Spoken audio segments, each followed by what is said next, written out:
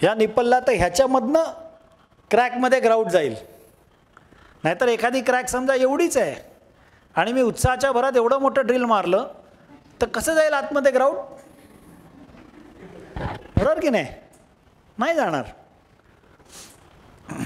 आणि हे होतात आहे, प्रॅक्टिकल गोष्टी आहेत. ह्याच्यात असंही करू शकतो आपण की क्रॅक जी असेल त्याला वरतीच निप्पल ठेवायचं.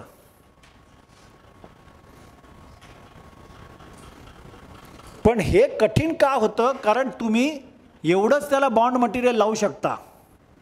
एमसीलने जे चिकटवता ना तुम्ही, कारण this is a plastic material, this is concrete. Plastic आणि कॉन्क्रीट चिकटवताना तुम्हाला, कारण तुम्ही प्रेशरने आतमध्ये पाणी घालताय ना. Is this clear? सिमेंटचं पाणी आपण घालतोय, प्रेशरने घालतोय, तर हे उखडून येऊ शकतं. जेव्हा तुम्ही हे ड्रिल मारून आतमध्ये जाता आणि इथे पूर्ण असं पॅक करता तुम्ही त्याला, you get a much more bonding strength. हे असं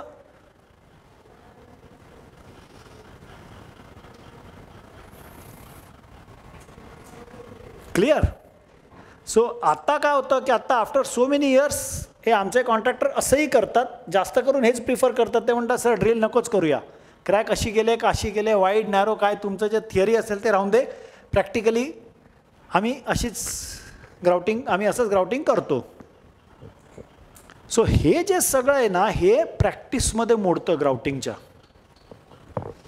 ग्राउटिंगची प्रॅक्टिस हे अत्यंत सोपं पण इंटरेस्टिंग काम आहे. जसं मी म्हणालो तसं, म्हणजे सायकल चालवता आली तरी लक्ष्मी रोडवर सायकल चालवणं वेगळं, मुंबई पुणा घाटात सायकल चालवणं वेगळं, मोकळ्या मैदानात गोल गोल राऊंड मारणं गोष्ट वेगळी. कळलं? ॲक्शन तीच, पण प्रत्येकाला वेगळं स्किल लागतं. तसंच आहे M40 ग्रेड कॉन्क्रीटमध्ये क्रॅकमध्ये ग्राउटिंग करणं वेगळं, एपॉक्सी ग्राउटिंग करणं वेगळं, सिमेंट ग्राउटिंग करणं वेगळं.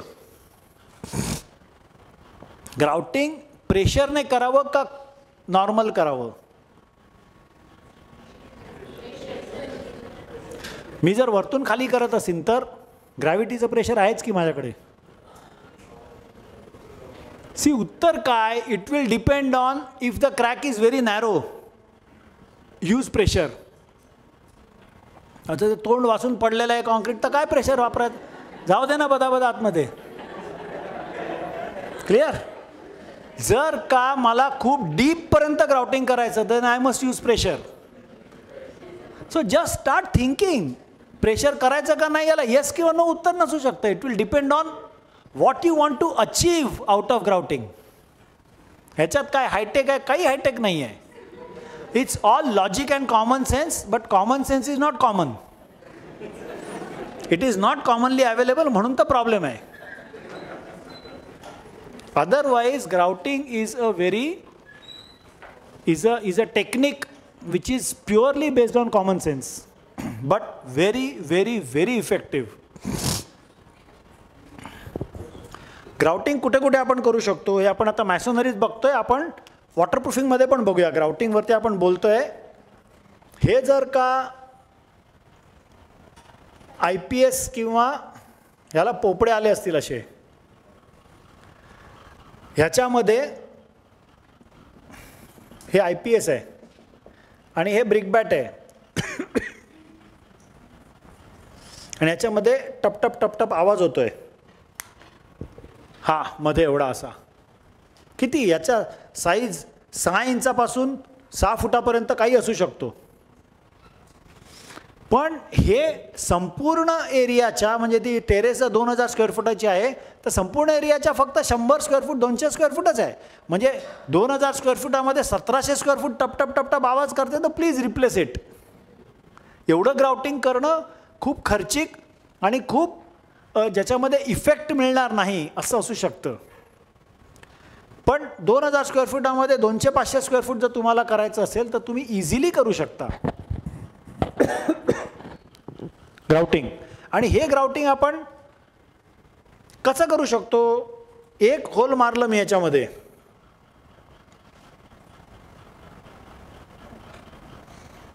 आणि याच्यामध्ये सिमेंट पाणी मी ओतलं की झालं. बरोबर? नॉट बरोबर. वाय?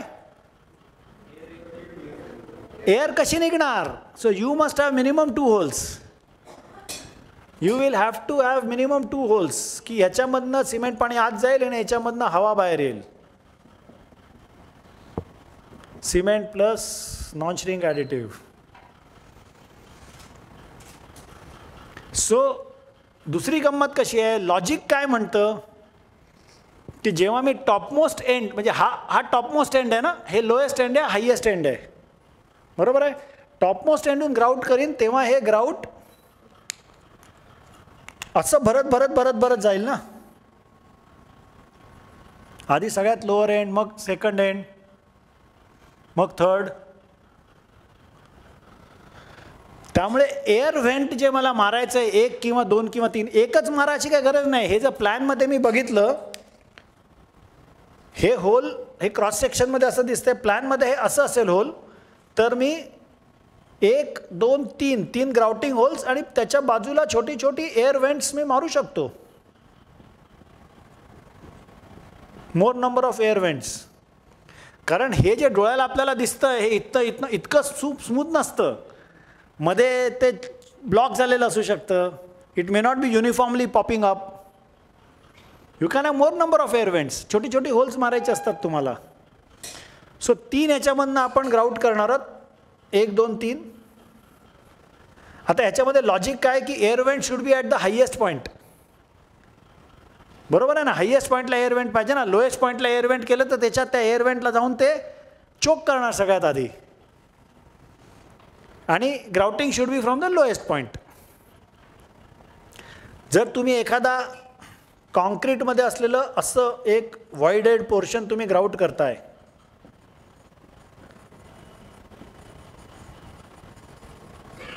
तर ह्या केसमध्ये grouting should always start from lower end. हे कळतंय? वाय? कारण इकडनं मी ग्राउट टाकीन, हे ग्राउट इकडनं असं भरत भरत भरत भरत भरत भरत वरती येईल, बरोबर आहे. इथे आलं की मग हे बंद करायचं आणि इकडनं ग्राउट सुरू करायचं. हे परत भरत भरत इथपर्यंत आलं की इकडनं ग्राउट सुरू करायचं. तोपर्यंत खालतून जी हवा वरती जाईल ती वरतून एस्केप होतच राहते. आता अशी 10-15 टेक्निक्स ग्राउटिंगची आहेत. टेक्निक म्हणजे काय की प्रॅक्टिकली ग्राउटिंग कसं करावं ह्याच्या टिप्स, पण स्टील एंडलेस. कारण प्रत्येक ठिकाणी ग्राउटिंगमध्ये काहीतरी वेगळं टेक्निक, वेगळी तऱ्हा वापरायलाच लागते. म्हणजे टिपिकली मला इतकं जाणवतं की मी जेव्हा मुंबईहून पुण्याला येतो तेव्हा एक्सप्रेसवे सोडेपर्यंत 140चा स्पीड, एक्सप्रेसवेवरून बँगलोर हायवे पकडला की 60चा स्पीड, आणि बाणेरला लेफ्ट टर्न मारून शहरात गेलं की 20चा स्पीड गाडीचा. कारण ड्रायव्हिंग तेच, कोणी मध्ये येऊ शकतं, काही होऊ शकतं. So you are changing the technique, changing the speed. इथेही प्रकार तोच आहे. हे मी तुम्हाला सांगितले. लॉजिक काय आहे की मला बाहेर काढायची हवा आतली, आणि how it can come out हे जर तुम्ही विचार केला, तो करण्यासाठी सगळ्यात पहिलं हे माहिती असायला लागतं की व्हॉइडचा साईज काय आहे, आणि जो डोळ्याला दिसत नसतो. त्यामुळे ग्राउटिंग हे अत्यंत सोपं टेक्निक आहे फॉर थिअरी, आणि it requires a lot of practice. If you do not have practice of grouting then it is a tough material, म्हणजे tough technique to achieve results. म्हणजे आम्ही कमीत कमी 100हून जास्त, 150हून जास्त बेसमेंट्स ग्राउटिंग टेक्निकने वॉटरटाईट केली असतील.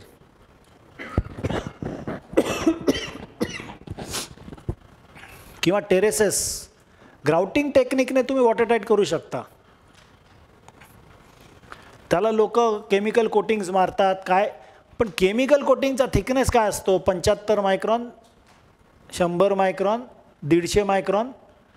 त्याच्या आतमध्ये ट्रॅप झालेली हवा ते 150 मायक्रॉन फाडून टाकायला किती वेळ लागतो त्याला?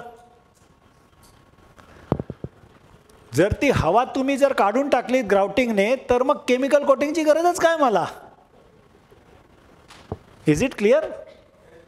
So if I do grouting effectively, then I need not have any kind of ग्राउटिंगचं काय माहिती आहे का, दोन गोष्टी आहेत. ग्राउटिंग सांगायच्या आधी ॲक्टिव्ह क्रॅक आणि पॅसिव्ह क्रॅक ही गोष्ट सुद्धा समजायला पाहिजे.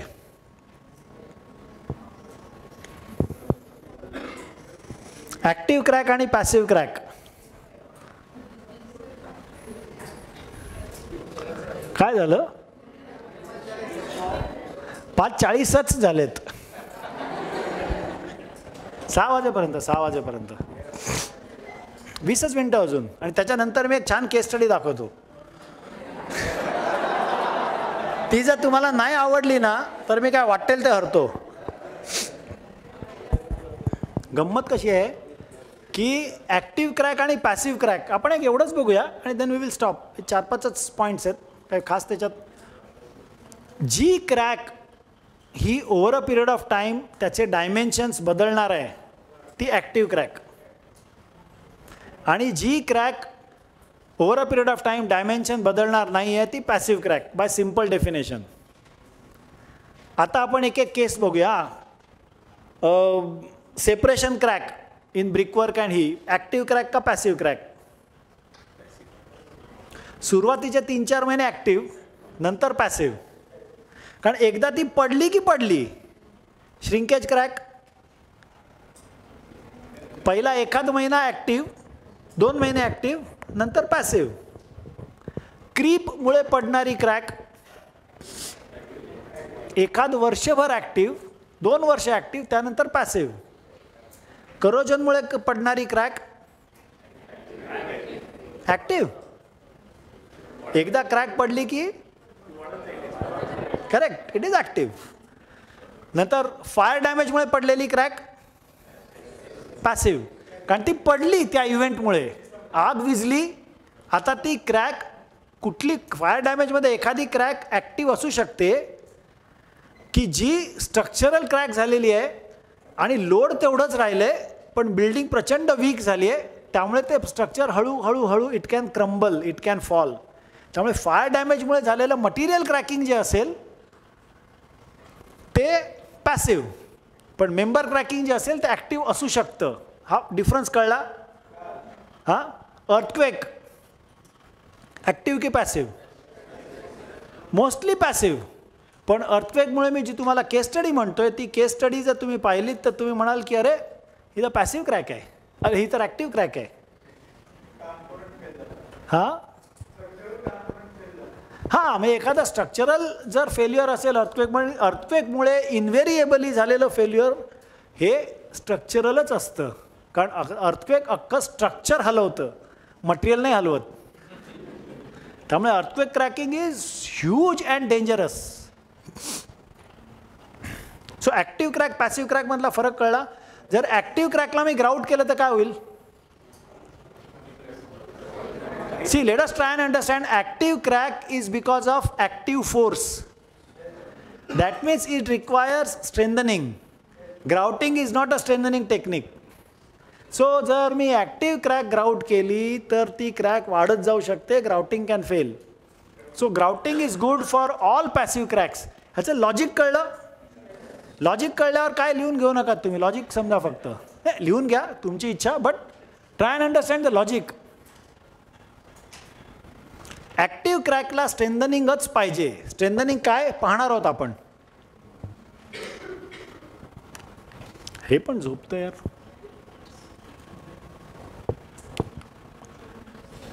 मॅसोनरी जॉईंट्स आपण रेकिंग ऑलरेडी बघितलं आणि मॅसोनरी जॉईंटचा फोटो पण आहे आपल्याकडे. पुअर क्वालिटी स्टोन्स अँड ॲब्रेशन म्हणजे आपण पाहिलं की वरचे 2-3 मीटरचे जर दगड वापरले गेले क्वारीजमधले की जे विच आर व्हेरी पुअर, त्याने ॲब्रेड होतात ते. So that is poor quality stones are abrade. Corrosion of, आणि त्याला काहीही सोल्युशन नसतं. त्या दगडामध्ये केमिकल इंजेक्ट करा म्हणून लोक सांगतात, आमचं केमिकल ते प्रयत्न केला पण ते 1 वर्षभरामध्ये ते उखडून बाहेर येतं. It does not go in. त्याला स्टोन रिप्लेसमेंट हे एकच सोल्युशन आहे. Corrosion of embedded portion of steel girders and joists. मॅसोनरीमध्ये स्टील गर्डर अँड जॉईस्टचे एंड्स असतात ना लाकडाचे, इरोजन होतं त्याचं, किंवा लाकडात लोखंडाच्या गर्डर्सचं करोजन होतं, त्याने क्रॅकिंग होतं मॅसोनरीमध्ये. आणि कॉर्नर डिस्लोकेशन अर्थक्वेकमध्ये कॉर्नर मोडतो. आपण बघूया त्याचे फोटोज बघूयात. Non provision of RC seal, improper lintel, settlement cracking, load transfer from RCC beam, earthquake cracks, separation cracks. Non provision of RCC seal, ह्या क्रॅक्स दिसत आहेत. ह्या क्रॅक आपल्याला या बिल्डिंगना पण दिसतात, बरोबर आहे. आपल्या या बिल्डिंगला पण दिसतात, तिथे पण दिसतंय बघा ना ती काय क्रॅक. आय कॅन सी देट हिअर. इथे पण असेल क्रॅक. RCC सील दिलेलं नाही आहे. हे का हे कळलं? कारण भिंतीवरती लोड आल्यावरती लोड खाली जसं जाता सडनली क्रॉस सेक्शन वाढतो आणि क्रॅक पडते. इथे वरती लिंटलच दिलेलं नाही आहे आणि इथे पण non provision of RCC seal. आणि तुम्हाला सांगू शकतो मी, ही माझीच केबिन आहे. इथे वरती ह्याच्याच बरोबर वरती त्या लाईटमध्ये एंडोस्कोप त्याने घातला होता. हे पण non provision of RCC seal आहे. पण ही बिल्डिंग मी अख्खी रेडीमेड विकत घेतली होती, त्यामुळे ते सील परत टाकायचं कुठे यार, डोक्याला हेडेक. कारण नॉन प्रोव्हिजन ऑफ RCC सीलला the solution is you can't provide RCC seal now. ते सील कसं टाकणार? इट्स अ ह्यूज खर्चिक अफेअर आहे. दुसरं काय सोल्युशन आहे की तुम्ही त्याचं 1 फुटाचं प्लास्टर काढा आतून बाहेरून आणि ते प्लास्टर त्याला चिकन मेश मारा किंवा वेल्ड मेश मारा आणि परत प्लास्टरिंग करा. मुंबईला काय होतं, वेल्ड मेश मारली तर ती GIची पण चालत नाही, ती करोड होते. म्हणजे स्टेनलेस स्टीलची किंवा HDPEची वेल्ड मेश मारायला लागते. पुण्याला वगैरे जर माइल्ड स्टीलची वेल्ड मेश मारली, GIची मारली तर पुरते. हे जर वेल्ड मेश मारून जर रिप्लास्टर केलं तर दॅट ॲक्ट्स, क्रॅक राहते आतमध्ये पण ती दिसत नाही. आणि ते जाड थिकनेस असल्यामुळे त्याला आणि रेन्फोर्समेंट असल्यामुळे ती आतली ट्रॅप झालेली हवा फाडून बाहेर येत नाही. सो सेकंड सोल्युशन आहे, but that can be done in this cabin. हे लिंटल बघितलंय का काय केलंय? हे पडत कसं नाही, आश्चर्य आहे. हे लिंटल बघा इकडे, एका साईडला 1 फूट, एका साईडला 3 इंच असं. Improper lintel. Settlement cracking. Settlement cracking हे ॲक्टिव्ह क्रॅकिंग आहे.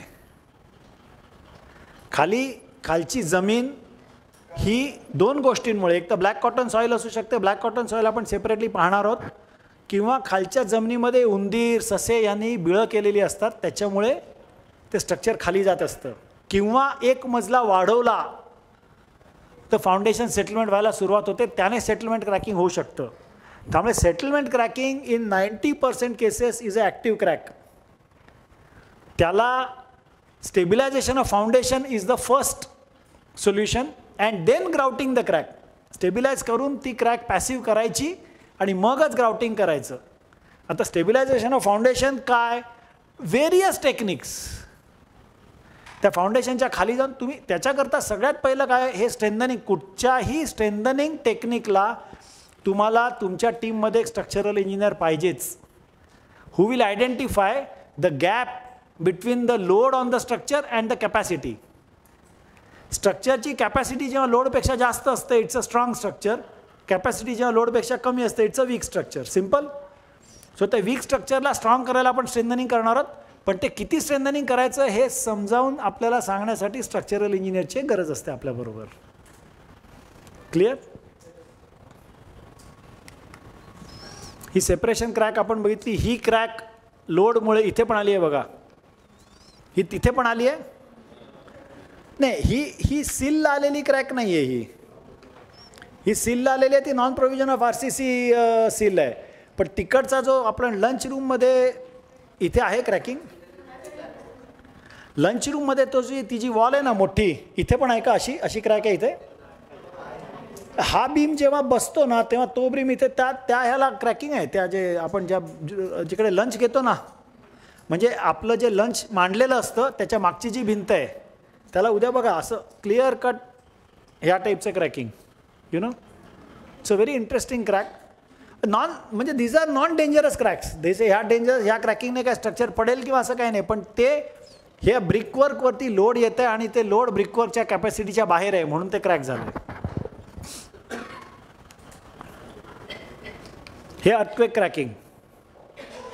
ही केस स्टडी बघायची आहे का? कंटाळा आलाय आज? अरे मी उभा आहे 8 तास, मी बोलतोय, कंटाळा तुम्हाला कशाला यायला पाहिजे. हे earthquake cracking, separation cracks, techniques of repairs, ही आपण उद्या पाहूयात सकाळी. पण केस स्टडी पाहायची असेल तर पाहूयात